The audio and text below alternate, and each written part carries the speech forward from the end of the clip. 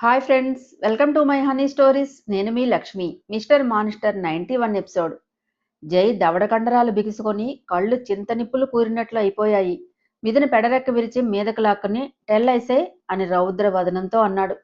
నిజం జై, వాడు నన్ను హెరాస్ చేశాడు. నేను చాలా కష్టం మీద వాడి నుండి తప్పించుకున్నాను.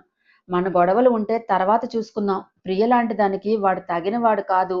ప్లీజ్ అని దండం పెట్టి, అన్నయ్య, ప్రియ నీ సొంత చెల్లెలు కాకపోయినా అంతో ఇంతో ప్రేమ ఉంటుంది కదా నీకు.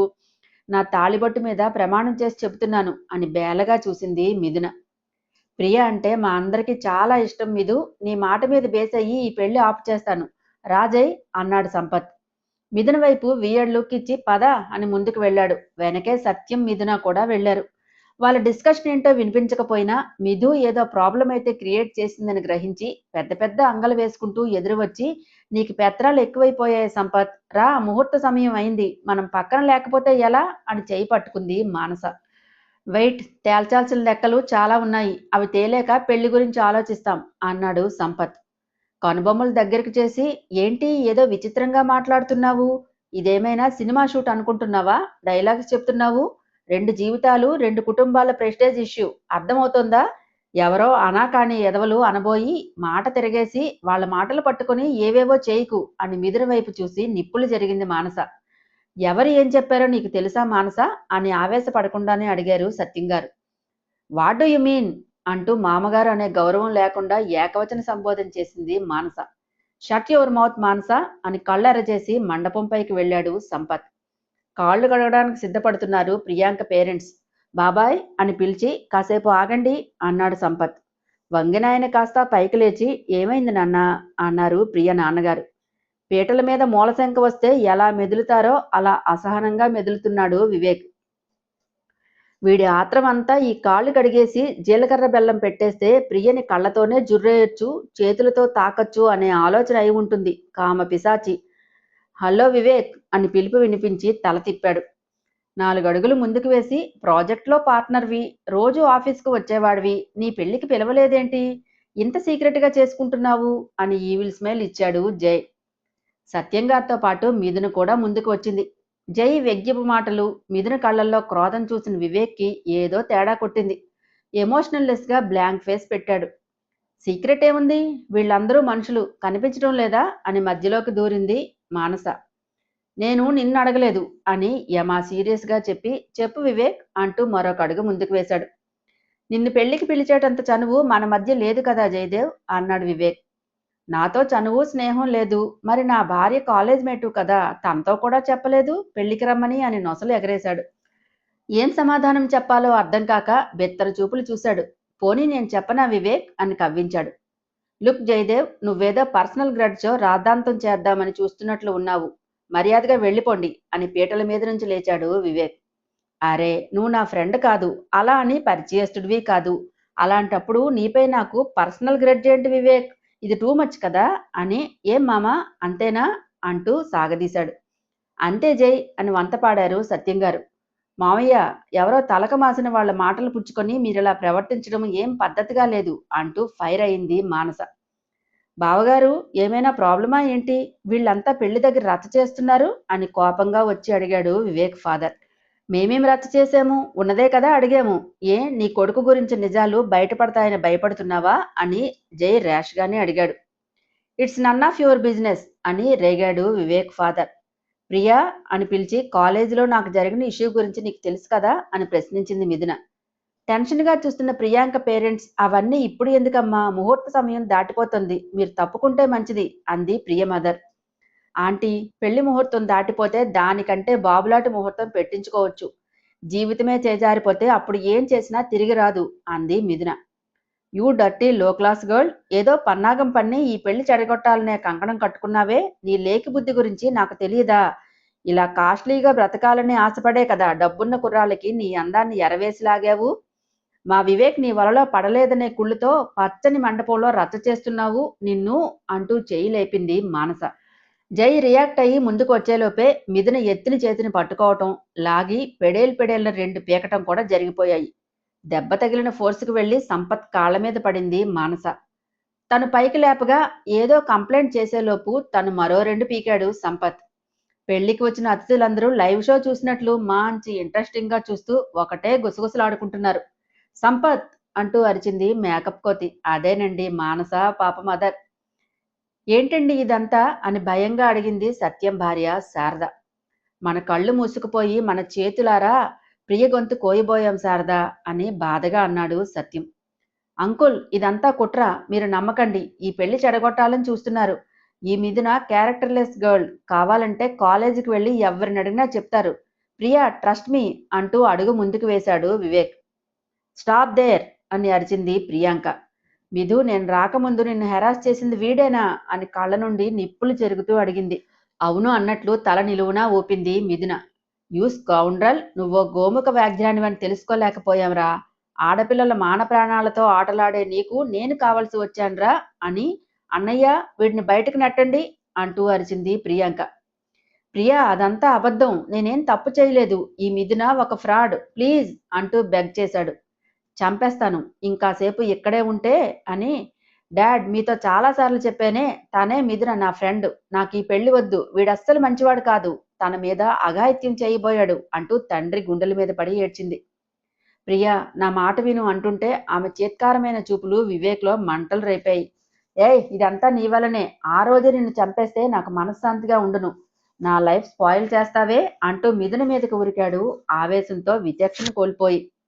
వితిన్ సెకండ్లో రియాక్ట్ అయిన జై మిథునను పట్టుకొని తన వైపు లాక్కొని కాలెత్తి గుండెల మీద తన్నాడు. ఎగిరి అమాంతం మండపం కింద ల్యాండ్ అయ్యాడు పెళ్లి కుమారుడు. రేయ్ నిన్ను అంటూ వివేక్ ఫాదర్, మానసబాబు ఇంకా ఒక 10 మంది జై మీదకి వచ్చారు. స్టాప్ దేర్ అంటూ మండపం దద్దిరిల్లేలా అరిచాడు జై. పరుగున వచ్చే వాళ్ల కాళ్లకు బ్రేకులు పడ్డాయి జై గాండ్రింపుకి.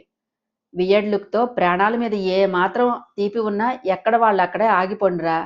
మాకు ప్రాణం వద్దు అనుకునేవాడే ముందుకు అడుగేయండి. తర్వాత నన్ను బ్లేమ్ చేస్తే నాకు అసలే మెంటల్ రోయ్ అంటూ యమా యాటిట్యూడ్గా చెప్పాడు జై. కింద పడిన వివేక్ కోపంగా పైకి లేచి, రే వాడి ఎదవ బీరాలేంటో చూడండిరా, నా కొడుకుని చంపేయండి. డాడ్ మీరు అవసరం లేదు, మేం చూసుకుంటాం అంటూ మూర ఎగరేశాడు. చచ్చే ముందు ఈ మాత్రం బింకం ఉండాలరా అబ్బాయి, అయితే రా అని దవడ కండరాలు బిగించి వివేక్ మీదకి తెగ పడ్డాడు జై. వివేక్ మనుషులు వచ్చి చుట్టుముట్టారు. పెళ్లి మండపం కాస్త యుద్ధ భూమిలా మారిపోయి వచ్చిన అతిథులంతా చెల్లా చెదురై పరుగులు తీశారు. సంపత్ కూడా జైకి తోడుగా వచ్చాడు. తన పంచ్ పవర్ చూపిస్తూ ఒక్కొక్కడిని ఇరగదీస్తూ విజృంభించాడు జై. అతడి బాక్సింగ్ కిక్స్కి తాళలేక ఒక్కొక్కడు నేల కొరుగుతున్నారు. ఒకడు చేయిరెత్తి జై మీదకి విసిరాడు. దాని నుండి తప్పించుకుంటూనే ఎగిరి జంప్ చేసి వాడి గుండెల మీద తన్నాడు జై. మొదలు నరికిన చెట్టులా కూలబడ్డాడు వాడు. వెనక నుంచి దాడి చేసిన వాడిని కోపంగా అరుస్తూ జుట్టు పట్టుకుని పక్కనే ఉన్న పిల్లర్ కేసి బాధేశాడు. వాడి తల పుచ్చకాయలా బద్దలై బ్లడ్ బుస్సును పొంగింది. జై ఒక్కొక్కడిని ఒక్కో స్టైల్లో కొడుతూ దాదాపు అందరినీ విరిచేశాడు. సంపత్ చేతిలో అప్పటికే 4 తన్నులు తిన్న వివేక్ కోపం పెరిగిపోయి క్రౌడ్ నుండి తప్పించుకొని ఒక్కంగలో మండపం పైకి చేరాడు. ప్రియాంకని గట్టిగా పట్టుకుని భయంగా చూస్తోంది మిథున. పైకి వెళ్లటమే పళ్ళెంలో ఉన్న తాళిబొట్టును తీసుకుని ప్రియా ముందుకు వెళ్లి కళ్ళ నుండి నిప్పులు చెరుగుతూ ఆమె మెడలో కట్టాలని చూశాడు. మిథున వదలరా అని కొడుతూ అడ్డం పడింది. ప్రియాంక ఫాదర్ కూడా వివేక్ను లాగుతుంటే వాడి పశుబలం ముందు అతని బలం సరిపోక తోయటంతో దూరంగా వెళ్ళిపడ్డాడు. వదలరా రాస్కెల్ అంటూ కొట్టింది మిథున. ఇదంతా నీ వల్ల కదూ, నిన్ను అంటూ జుట్టు పట్టుకుని లాక్కెళ్లి స్తంభానికి వేసి కొట్టబోయాడు వివేక్. మిథున అరుపుకు జై చెవిని చేరగానే తల తిప్పి చూశాడు. వివేక్ చేతిలో గింజుకుంటున్న ఆమెను చూడగానే బెబ్బులిలా గాండ్రించి ఎలా జంప్ చేశాడో తనకే తెలియదు. అంత వేగంగా జంప్ చేసి అమాంతం తన్నాడు జై. జై తన్నిన ఫోర్సుకు వెళ్లి పెళ్లిపీటల దగ్గర పడ్డాడు. రేయ్ అంటూ అరుస్తూ స్ప్రింగ్లా పైకి లేచి చేతిలో ఉన్న తాళిని నిర్ఘాంతపోయి బిత్తర చూపులు చూస్తున్న ప్రియాంక మెడలో కట్టడానికి ప్రయత్నించాడు. పెడరెక్క పట్టుకుని ఏంట్రా తాళి కట్టేస్తావా, ఏది కట్టు అంటూ పుల్లను విరిచినట్టు పెళ్లిని విరిచాడు చేతిని. వివేక్ పెట్టిన గావుకేక అంబరాన్ని అంటింది. కోడి మెడ పట్టుకున్నట్లు పట్టుకుని, ఏరా ఇదేమైనా తాతల కాలమారా, నువ్వు ఎగురుకుంటూ తాళి కట్టేస్తే మూసుకుని వచ్చి నీతో కాపురం చేయటానికి? ఇష్టపడి చేసుకున్న పెళ్లిళ్లే పెటాకులవుతున్నాయి. తాళి తెంచి ముఖం మీద విసిరికొట్టి మరీ పోతుంటే నువ్వేంట్రా ఇంకా ఇలా ఉన్నావు, అప్డేట్ అవ్వరా అని ఈ చేత్తోనే కదా నా భార్య జుట్టు పట్టుకుంది అని రెండో చేతిని కూడా విరిచేశాడు. వివేక్ పెట్టే ఆర్తనాదాలకి వాడి తల్లిదండ్రుల గుండెల్లో గూడ్స్ ట్రైన్లు పరుగులు తీసి ఒక్క పరుగున జై దగ్గరికి వచ్చి, బాబు నీకు దండం పెడతాము, మాకు ఏ పెళ్లి వద్దు, మా బిడ్డను వదిలే, నీ కాళ్ళు పట్టుకుంటాము అంటూ వేడుకున్నారు. ఈ బుద్ధి వీడు నేను చూసుకుంటా డాడ్ అని పొగరుగా తల ఎగరేస్తూ చెప్పినప్పుడు ఏమైంది? ఆడపిల్లల జీవితాలతో ఆటలు ఆడుకుంటున్నప్పుడు చెప్పలేకపోయారా? ఆడది నచ్చి వస్తే ఎంజాయ్ చెయ్యి, అది ఎవ్వడూ కాదనడు, అంతేగాని బలవంతం చేయడం ఏంట్రా? నా భార్యని క్యారెక్టర్లెస్ అంటావురా? షూ కాల్తో కసితీరా తంతు పిడిగుద్దులు గుద్దాడు జై. నాన్నా జై, ఇంకా కొడితే చచ్చిపోతాడు, వదిలేయ్, ఇలాంటి నీచుణ్ణి చంపి నువ్వెందుకు మైలపడుతున్నావు అని గంభీరంగా అన్నారు సత్యంగారు. ఈడ్చిపడేయండి ఈ కుక్కని అని అరిచాడు సంపత్. నోటి వెంట రక్తం కక్కుతూ వెక్కెక్కి పడుతున్నాడు వివేక్.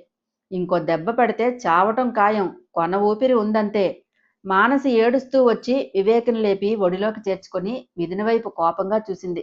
ఇదంతా నీ వల్లే, నువ్వు బాగుపడవు. ఒకసారి నీ బావతో కొట్టించావు, ఇప్పుడు ఇలా నిన్ను ప్రేమించాను అన్నందుకు నా బ్రదర్కి ఈ గతి పట్టించావు. నువ్వు ఇంతకంటే ఏడ్చే రోజు వస్తుంది అని శాపనార్థాలు పెట్టింది. మానస తిడుతుండగానే ముందుకు వెళ్ళబోతున్న జై చేతిని పట్టుకుని ఆపేసింది మిథున. ఏ మానస, ఎక్కువ వాక్కుండా ఆ రోగిని వదిలి ఇలా రా అని అరిచాడు సంపత్. రాను. నీకు మాకంటే వీళ్ళంతా ఎక్కువైతే నాకు వీడే ఎక్కువరా అని, రా బాబాయ్ హాస్పిటల్కి తీసుకెళ్దాం అందామె.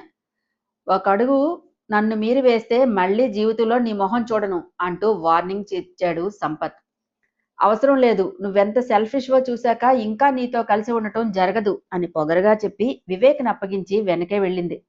అమ్మా మానస అని పిలుస్తూ దగ్గరకు వెళ్ళి, ఆవేశాలతో నిర్ణయాలు తీసుకోవడం మంచిది కాదమ్మా, నువ్వెళ్ళకు అంటూ అడ్డం పడింది అత్తగారైన శారద. మా వాడిని కొడుతుంటే ఇంతసేపు చోద్యం చూసి ఇప్పుడు వచ్చి శుద్ధులు చెప్తున్నావా సిగ్గు లేకుండా అని ఈసడించింది మానస మదర్. మానస ఫాదర్ వచ్చి, ఏయ్ మంజు, ఏంటా వాగుడు? ఆవిడతో అలాగేనా మాట్లాడేది? తప్పు మన పక్కన పెట్టుకుని ఆవిడ నిందిస్తున్నావే అని కోపంగా అరిచాడు. నువ్వు మాట్లాడక మధ్యలో అని ర్యాష్గా గొంతు చించుకొని, ఎవడూ పతితిలా ఉంటున్నారు ఈ రోజుల్లో? చదువుకునే రోజుల్లో తెలియని వయసులో ప్రేమించా అంటే ఆ నెరజాన అంటూ మిథున వైపు చూపించి, అదేం కులుకులు వెళ్ళబోయకుండా కాలేజ్ మొత్తం దీని వెనుక పడిందా? ఇదేదో శుద్ధపూస అయినట్లు తగుదునమ్మా అంటూ వచ్చి ఈ రౌడీగాడితో కలిసి ఇంత రచ్చ చేసింది. ఏం వీడు ఉత్తముడా? ఆడపిల్లల వైపే చూడడా అని జై వైపు చూస్తూ, ఎవడి తప్పులు వాళ్ళకు ఉండగా ఎంత కుదురుగానో ఉంటూ బిజినెస్ చేసుకుంటూ, ప్రియాంక అంటే ఇష్టం పెద్దమ్మ అంటే మన ఇంటి పిల్ల అని మక్కువగా ముందుకు వచ్చాము. ఒక అలగా దాని మాటలు విని వీళ్ళందరూ మా బిడ్డని చంపినంత చేస్తే గౌరవం ఇచ్చి మాట్లాడాలా? ఇదేమైనా పెద్ద గొప్పదా? కోడల్ని కాల్చుకు తింటోంది. నా కూతురు కాబట్టి ఓర్పుతో కాపురం చేస్తోంది. వీళ్ళందరి మీద పోలీస్ కేసు పెట్టి కటకటాల పాలు చేస్తాను. ముందు దీన్నే అంటూ వియ్యపురాలనే గౌరవం లేకుండా నోరేసుకు పడిపోయింది మానస మదర్. ఏయ్ ఏంటి వాగుతున్నావు? మా అమ్మని అంటే చంపేస్తాను అంటూ మీద మీదకి వెళ్ళాడు Sampath. Hi friends, super update కదండి. మంచి మంచి కామెంట్స్ని పాస్ చేసి ఇంకా మంచి మంచి అప్డేట్స్ని వినేయండి ఫ్రెండ్స్. నెక్స్ట్ అప్డేట్ కోసం వెయిట్ చేస్తూ ఉండండి. ముందుగా సబ్స్క్రైబ్ చేసుకోండి.